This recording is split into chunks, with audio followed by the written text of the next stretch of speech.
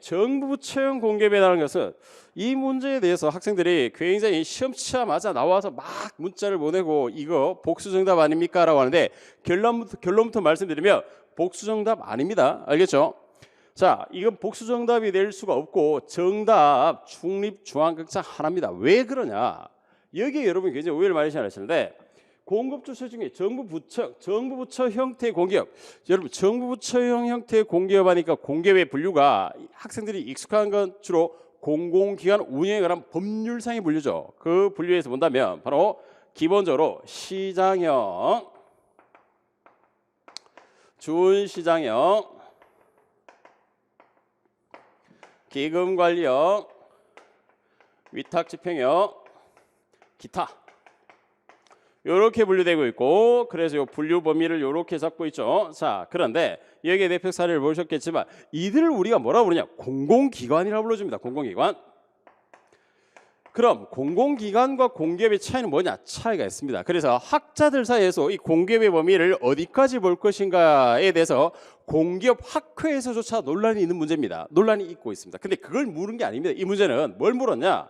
이 문제에서 묻고 있는 것은 우리가 이 공공기관과 흔히 이야기하는 정부 조직의 성격적인 부분을 개념적으로 잘 이해하고 있느냐를 응용한 문제입니다. 여기에 있는 이 사례들을 다 외워서 맞출까요? 아닙니다. 그렇게 푸는 게 아닙니다. 이 문제. 자, 이 문제는 정부 부처형 공기업이란 무엇이냐라고 한다면 이게 바로 정부 기업이라고 불려지는 겁니다. 정부 기업의 정의가 뭐냐? 정부 기업이 정부 부처형 공기업입니다. 공기업이 아니라니까 말장난입니다. 알겠죠? 정부 부처형 공기업이 바로 정부 부처 형태의 공기업이 정부 기업이고 위에 정부가 있는 거죠. 그러니 자, 다시 한번 정부가 있고 정부에 여러분이 알고 있는 18개 부처가 있고, 그리고 제가 수업 시간에 이거 우리 기본서에서도 강조했을 텐데 정부 기업이 있고 이 정부 기업의 4가지 영역인 우편, 우체국 예금, 양곡, 조달, 여기에다가 플러스 뭘 들어준다? 책임 운영기관까지 넣는다라고 했었죠. 책임 운영기관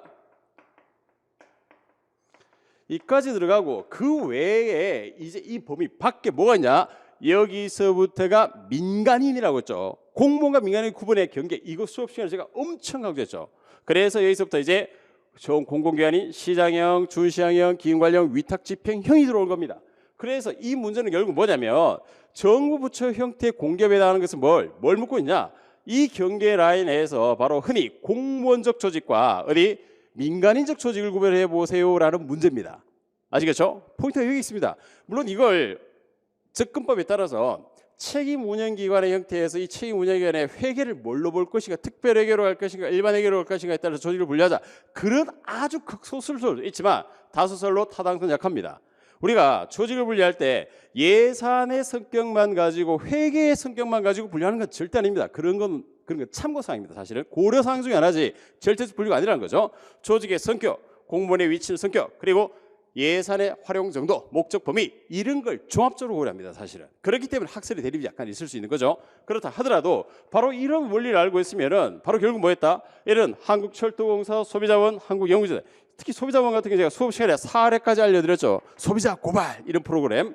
자, 철도공사까지 이들은 바로 기본적으로 공기업에 들어오는 것들이고, 바로 여기에 있는 국립중앙극장이 바로 책임운영기관법 개정에 의해서 2001년부터 책임운영기관으로 전환돼 전형적인 뭐다? 그렇죠. 정부기업 형태로 들어온 겁니다. 알겠죠? 그래서 이 문제는 정부 부처 형태 공기업하니까 여기에 따라서 이론적으로 뭐 정부 부처형 형태, 주식회사형, 공사, 이 학자들이 불리는 이 분류에 그걸 응용해서 그렇지만 시험적으로 여러분이 푸셔야 될 건 바로 이 시선입니다.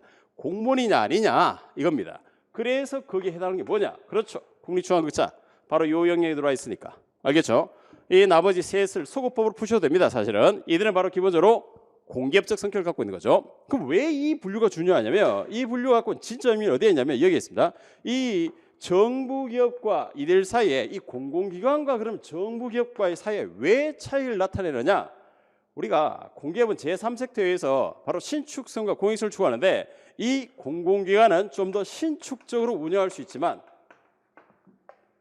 신축적으로 운영할 수 있죠. 하지만 정부기업은 바로 뭐냐? 안정성을 토대로 해서 조금 부정적으로 본다면 경직적 운영, 안정적인 목표 실행을 목표로 합니다. 이게 근본적 이유입니다. 학자들의 대다수가. 알겠죠?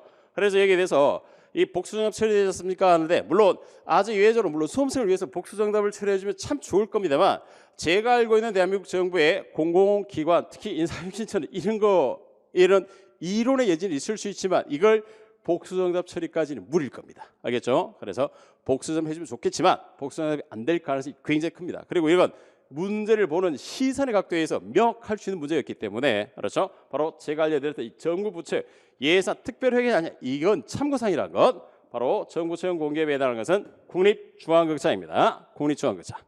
공무원이 아니냐 이렇게 푸셔도 되는 겁니다. 이게 바로 응용에서 들어왔을 때 문제를 접근해가는 능력입니다. 그래서 기본 이해와 수업 시간에 알려드릴 한두 개 사례의 문제가 아니라 그걸 토대로 한 이해도에 대한 것들이 행정에서 굉장히 중요하다는 게 나타내주는 문제였죠. 잘 봐.